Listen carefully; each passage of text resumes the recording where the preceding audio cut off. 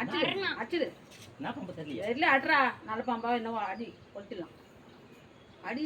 இப்போ சாப்பிட்டு போறாங்க गाइस. அடிடா தலைய. இது கட்டுவரி அத்தை பாங்கம்மா இது. அடிடா நீ. போய் எங்கனா ஒளிஞ்சிங்க என்ன பண்ணல? அடிடா. எகுதுமா. எகுது. பின்ன அடி. போடு. அத நெருப்புல போட்டு கொளுத்து. இரு கொஞ்ச நேரம் அது என்ன பாம்பு கேக்கும். எடு போட்டு. மேலே அந்த வரி கட்டு இருக்கு ஆனால் பெருசாகல தெரியுதா? எனக்கு அதுதான் பயமாக இருந்தது. கட்டு ஒரு என்ன இருக்கும்.